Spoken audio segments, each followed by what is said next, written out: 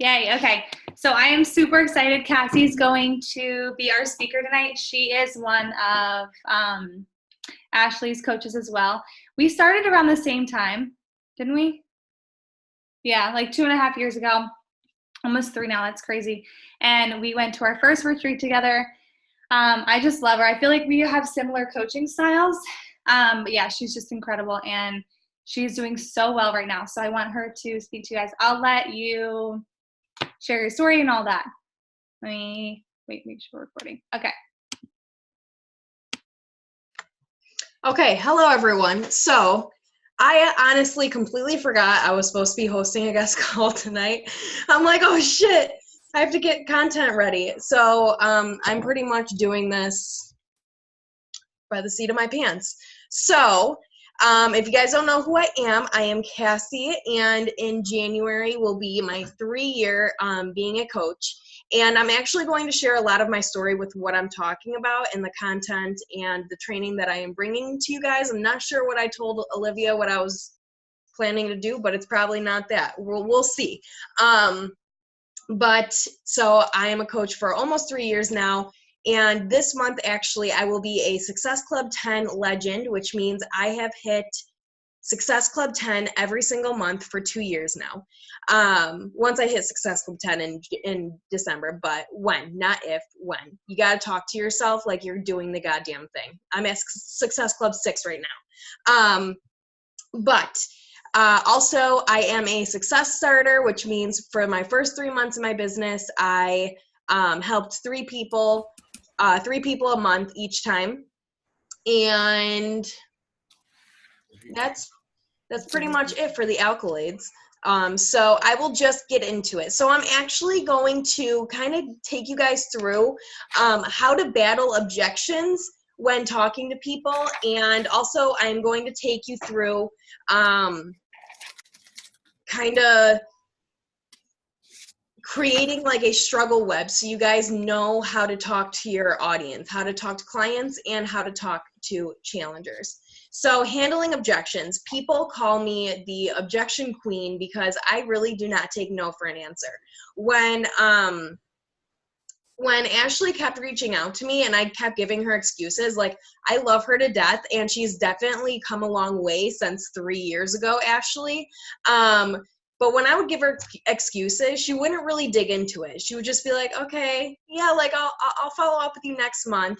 There was no tough love there. I am very tough love because I feel like if Ashley, now she's good at it, but beforehand when she really wasn't good at like handling objections, I feel like I wasted so much time because I didn't get that tough love from Ashley. I wasted an entire year saying no to her because it was just so easy to come up with an excuse and she goes to the next person to do a follow-up with, right? So I really don't let people like with their excuses. Like sometimes me and people get into fights. I'm not gonna lie. That's how passionate I am, and they think that I'm coming off as like a complete bitch or rude, but I'm really not trying to. I'm trying to help them. And also I'm a little sick, so sorry. But first of all, you need to be confident in what you will be providing them with.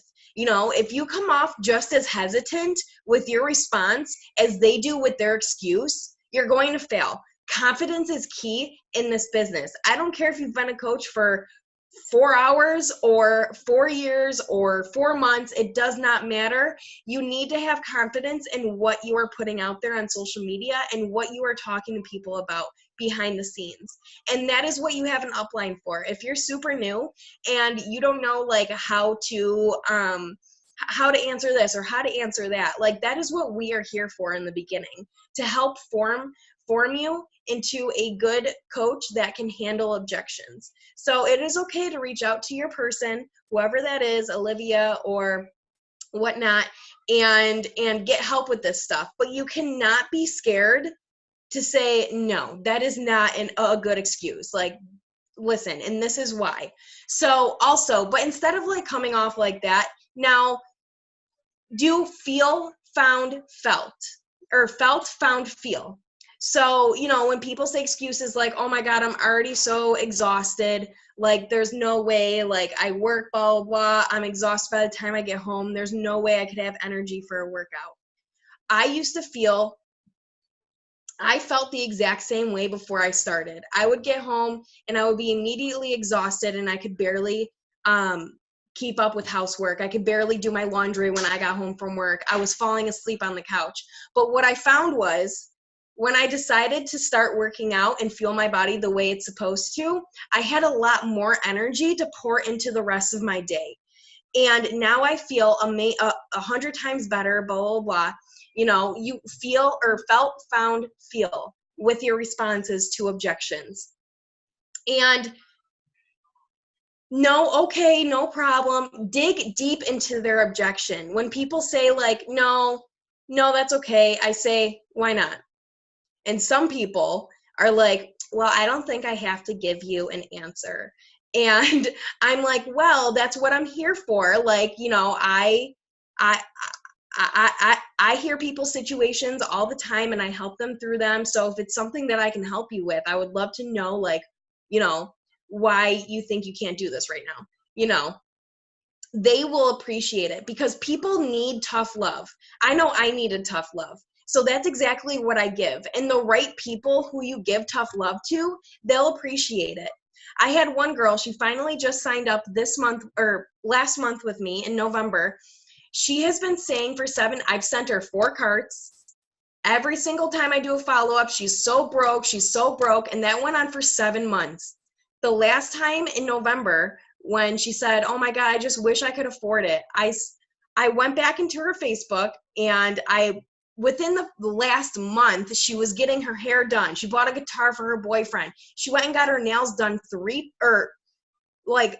twice, and she was doing this and that. So I messaged her back and I said, well, I don't know if you realize this, but we are kind of friends on Facebook, and I see everything that you post, and I know for a fact that you have money, but you're just blowing it in areas of your life that is not going to do anything for you.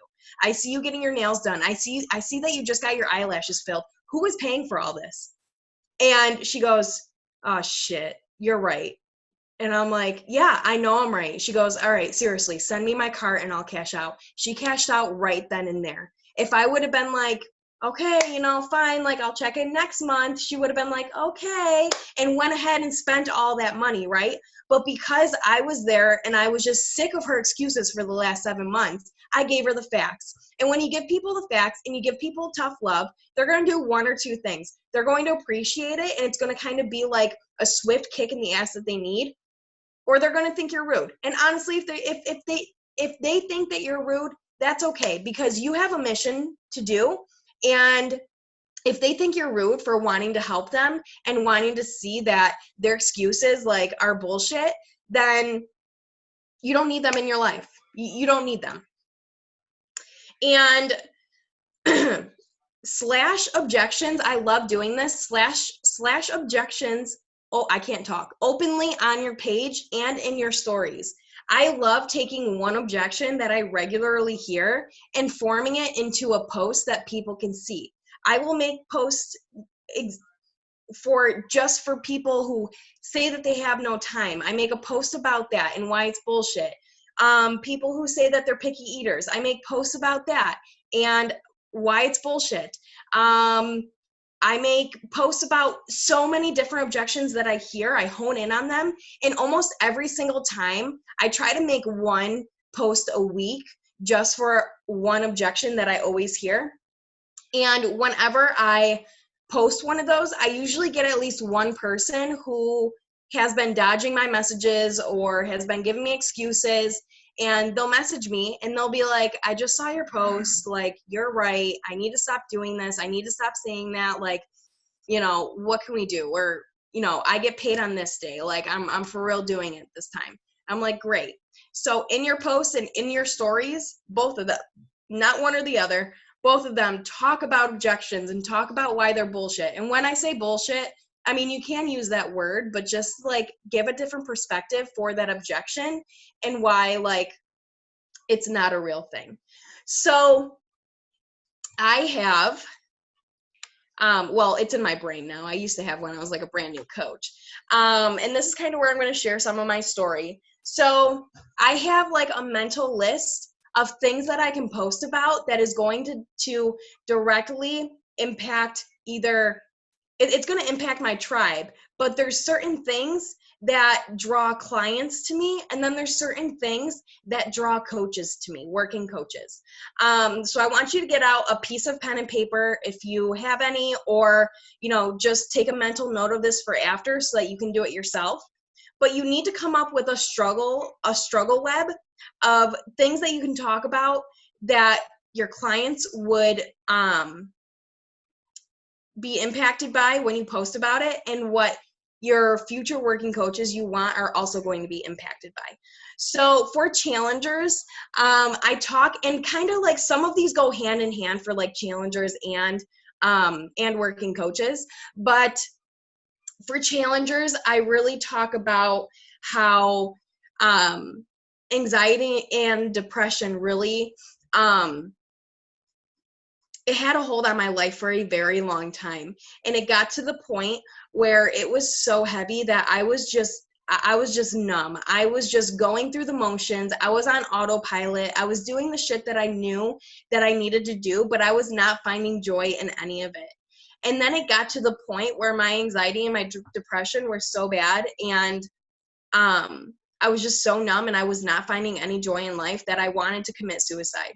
The only reason that I didn't do it was because I didn't want my daughter to grow up without a mother. I didn't want her to grow up thinking I killed myself because I didn't love her enough, and things like that. So I talk about that.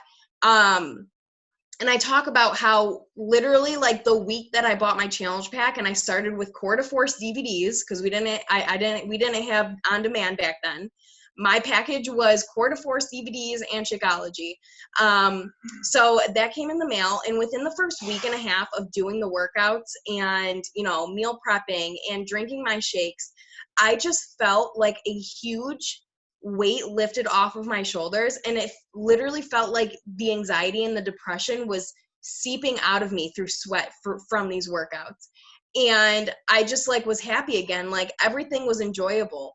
Sex was enjoyable. For the longest time, like I hated it because first of all, I felt horrible in my own skin. So I didn't want my shirt off. Like it didn't feel good to me. Like I said, I was numb. So like sex was enjoyable again. And my relationship started thriving, and I actually had a real smile on my face when for so long it was just this fake ass smile pretending to the world.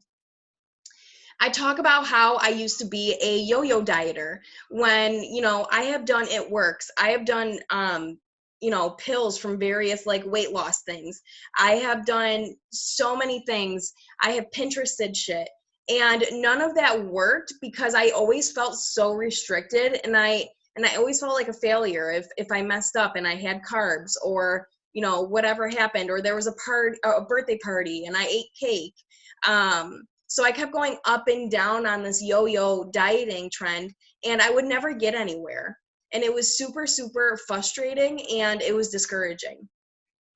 I talk about how I tried the gym twice. So 2 years in a row for New Year's resolutions. The one year I decided to go with a friend.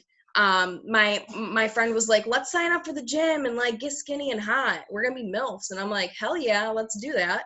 So we signed up, and we were supposed to be accountability partners, right? Well, of course, it only took like 3 weeks for her to stop showing up to the gym. So what did I do? Because my friend wasn't going anymore, I didn't go. I ended up just stopping too, but I was in a contract. So although I wasn't going to the gym, and the gym didn't give two fucks if I was actually showing up or not, the gym doesn't call you like, hey, Cassie, are you going to come in today? I see that you haven't worked out in 4 days. What's going on? The gym doesn't give a shit as long as it's getting your money, right? So I canceled my card. And back then, when I was young and dumb, I did not know that just because you cancel the card doesn't mean you don't keep getting charged. So $500 smack dab on my credit report from this gym that I didn't go to, but I couldn't get out of the contract. So the next year, I said, okay, I know what was missing from that last gym experience. I didn't have a personal trainer. So I went to a new gym because I wasn't welcome back at the one I owed. So I went to a new gym, and I signed up, and I also signed up for a personal trainer. First of all, this personal trainer gave me just enough info every time I saw him that I had to come back the next day. And not only that, but he started getting very handsy with me. And it was back when I didn't really have a voice yet. And I was just like awkward about it. And I didn't exactly know what to do. He was sending me dick pics. He was talking about how bad he wanted to screw me. Like, this is my personal trainer who I'm trying to get help from, and all he wants to do is try to screw me. And I didn't know what to do. So again, I canceled everything. But of course I was in a contract. So that ended up with $800 on my credit report because I couldn't get out of this gym's contract. I talk about all of that stuff too. I talk about how I used to have limited time. You know, I'm a mom. I was a girlfriend. I worked full time as a pharmacy tech. I was constantly picking up shifts to make ends meet. So I didn't really have time to like go to the gym, you know, do all that stuff. And that's another reason why the gym never worked out. And I talk about how I was exhausted all the time. Like, literally, if you guys know me, I talk about this at least once a month. But when my daughter was little and she was just starting to like crawl and stuff, I would put toys around her in the middle of the living room. And I would be so exhausted after doing absolutely nothing with my life. I would be so exhausted that I was nodding out like a drug addict on the couch next to her while she was playing with toys by herself, because I was just so exhausted that I couldn't play with her. And then when she started walking and running, I would still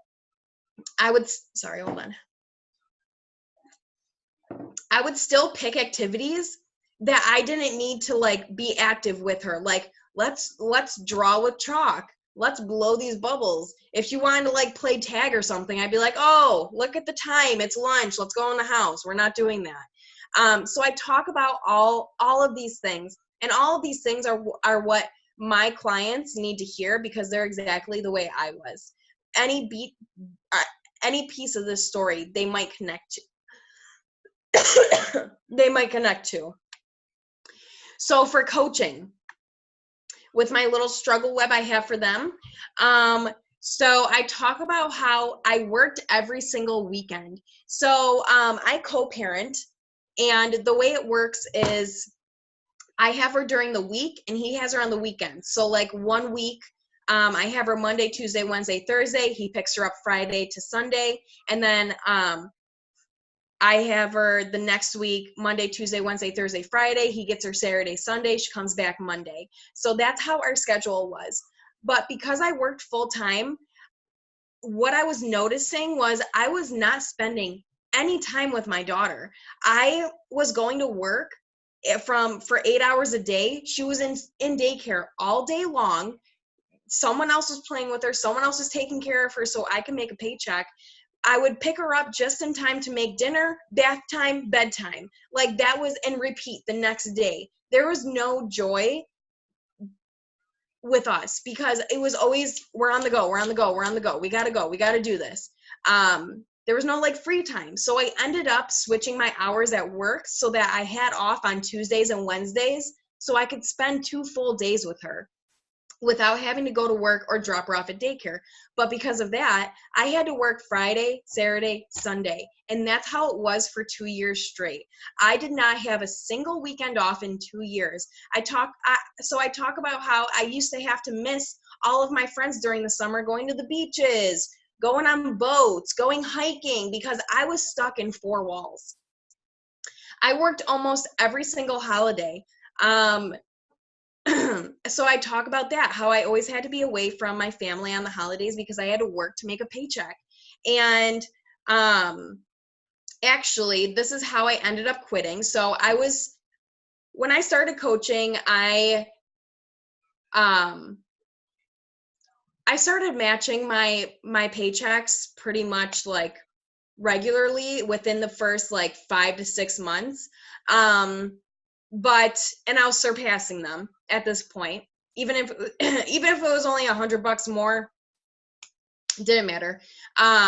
But I was scared. I was scared to quit. So I went a whole another 5 more months. And at that point, it was November. It was November of 2017, I think. I'm really bad with dates. But it was in November. And even though I worked last Thanksgiving as a pharmacy tech, because we also switch on and off for holidays for co-parenting. But even though I had her for last Thanksgiving, or no, her dad had her, so I worked. That next Thanksgiving, my first year as a coach, they wanted me to work again for Thanksgiving, even though that they knew that I had my daughter this year, not her dad. I had her this year. And there was nothing that could be done because the older lady who also worked there threw a fit that if she didn't get off instead of me, she was going to quit. So I had to work Thanksgiving. I straight up looked at my boss and I said, no, I quit. This is my 2-week notice. I'm fucking out of here. And I have not looked back since. I realized at that exact moment that they wanted me to work on Thanksgiving when I had my daughter, that I had another option. I had coaching. You know, I didn't have to keep dealing with that bullshit. So I quit. And before Thanksgiving, I think my last day of work was November 17th, and I didn't have to work for Thanksgiving, Black Friday, nothing. And it was the best holiday of my life. I talk about how I used to get a shit raise yearly. For my first year as a pharmacy tech, I didn't call off once. Even when my daughter was sick, she would stay with grandparents so I could still make it to work. I was picking up shifts that other people were calling off on because apparently no one has work ethic these days. So no one cares about getting a paycheck because all of their parents buy them everything. So, you know, I would have to go into work on days that I had off. I was doing so much. I was doing shit that wasn't in my job description. You want to know, for an entire year, I even went to work when I had strep throat. Like, I didn't even call off for that. I was so dedicated to work for that entire year. And they gave me a 27-cent raise. I was like, you can keep that probably. Like, that's not going to do anything for my paycheck, but thank you. Thank you for this year, a year of hard work pin and a 27-cent raise. Like, are you fucking kidding me? So I talk about that, how I wasn't really valued. And as a coach now, like, first of all, I'm about to get paid $1,000 tomorrow and $1,000 probably next week too. Like, that is fucking insane. And not only that, but I've gone to the Bahamas. I'm going to Puerto Rico. I have gone to Disneyland. I have gone to New Orleans. I have gone to so many places because of coaching. My job would never do that. My job would never be like, oh my God, you work so hard.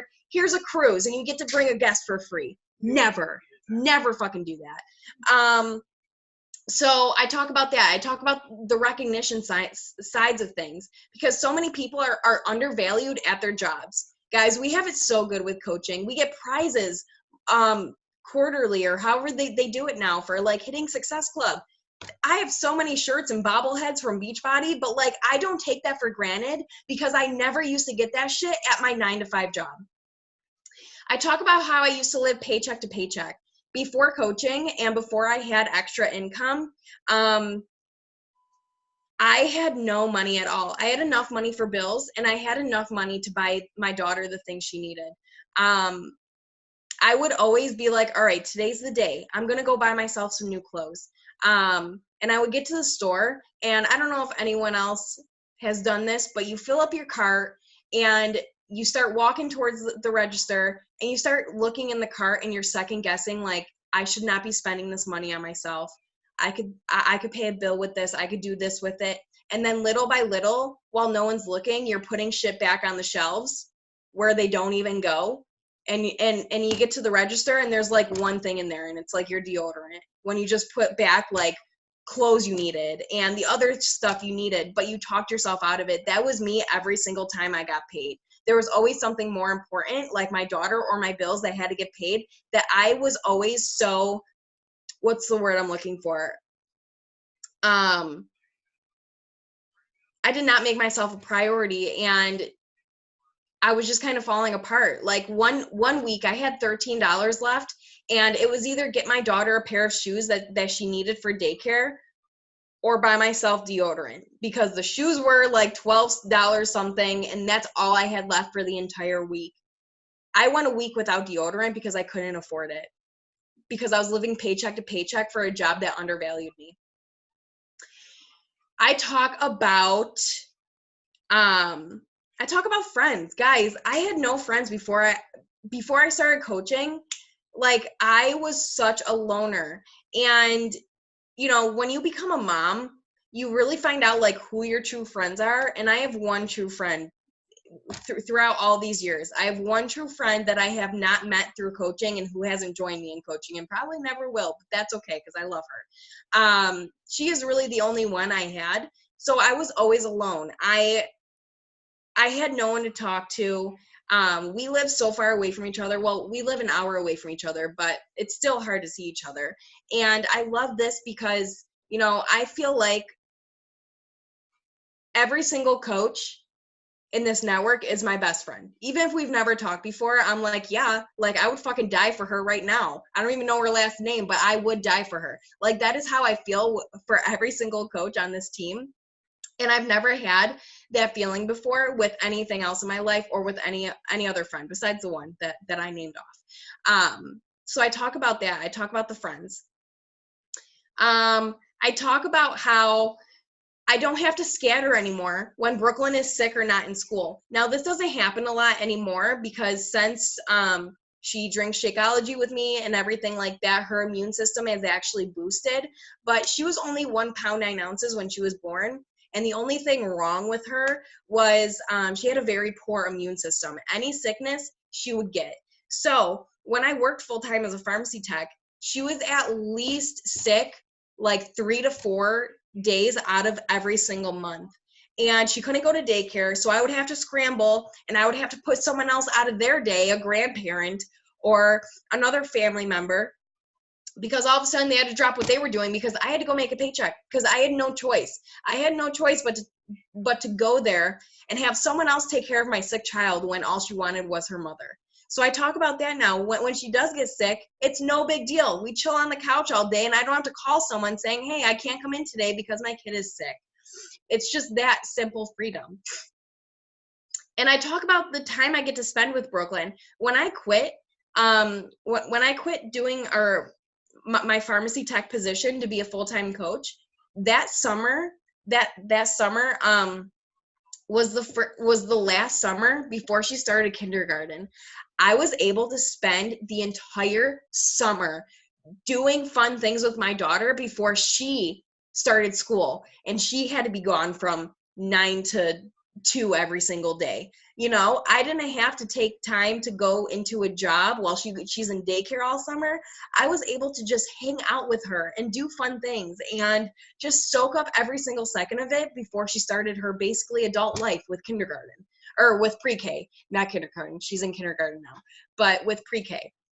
So I talk about all these things, and I talk about them regularly. You know, when I don't know what to talk about, I just take a look at my list for my challengers and my coaches, and depending on what I've posted the past few days, I pick something else, and I just go off of that.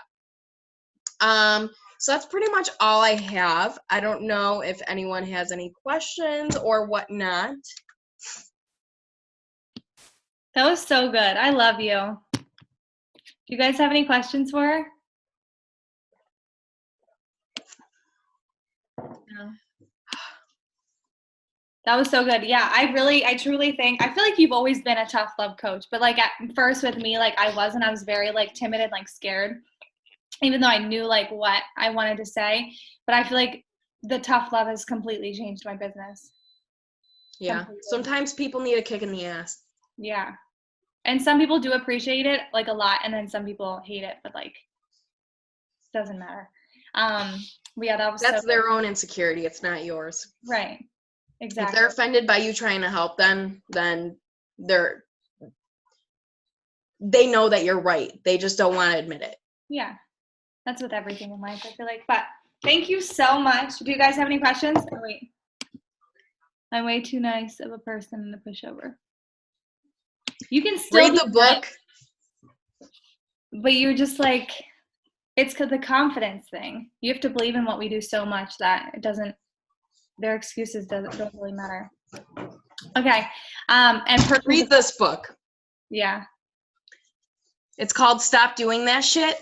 Stop Doing That Shit by Gary John Bishop. He's the author of Unfuck Yourself, but it's Stop Doing That Shit. So that's a good book for that.